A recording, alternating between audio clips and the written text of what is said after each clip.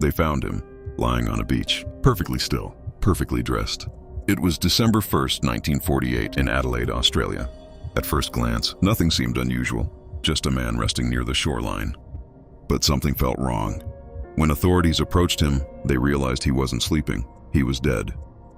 His body was positioned carefully, his head resting against the seawall, as if he had simply sat down and never moved again.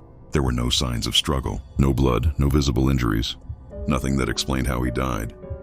And that was only the beginning. When they searched his pockets, they found almost nothing. No wallet, no identifications, no documents, no keys. Nothing that could tell them who he was. Even stranger, all the labels on his clothing had been removed. Every single one, from his suit to his shirt to his tie. Even the tags inside his pants had been cut out. It was deliberate. Someone had taken the time to erase every trace of his identity. The police began investigating immediately.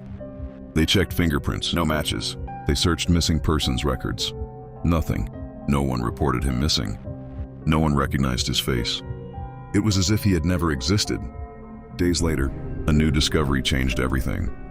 While examining his clothing more closely, investigators found something hidden. A small, secret pocket sewn inside his pants. It wasn't original. It had been added later. Inside that pocket was a tightly rolled piece of paper. On it were two words, Tamam Shud. Investigators soon learned it meant, "It is finished." But that only made the case more disturbing. Where had it come from? Why was it hidden? And what exactly had been finished? The police released the phrase to the public. Weeks later, a man came forward. He said he had found a book in his car. A book that had mysteriously appeared after he parked near Somerton Beach.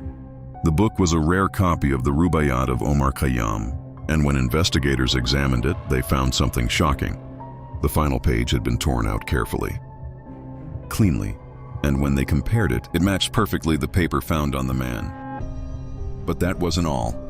Inside the back cover of the book, they discovered something else, a series of strange letters, written in neat rows, a code. No one knew what it meant, not cryptographers, not intelligence agencies, no one. Even today, it has never been fully decoded, which led investigators to consider something else. Was this man a spy? The timing was suspicious. The Cold War had just begun. Secrets were everywhere. And here was a man with no identity, a hidden message, and an unbreakable code. Some believed he was part of an intelligence operation. Others believed he was involved in something far more personal. But there was no proof. An autopsy was performed, and even that raised more questions. His organs showed unusual signs, but no poison could be identified, no clear cause of death. It was ruled undetermined. Months passed, then years, still no answers. They created a plaster cast of his face, hoping someone would recognize him. No one did. They tracked down possible leads. A woman connected to the book, a possible phone number. Even she refused to reveal much. Some believed she knew more than she admitted.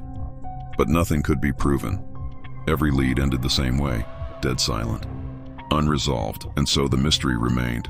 A man with no name, no history, no identity, found alone on a quiet beach, dressed neatly, with no signs of violence, and a message hidden in his pocket that simply said, Tamam Shud. It is finished. But for investigators, it never was.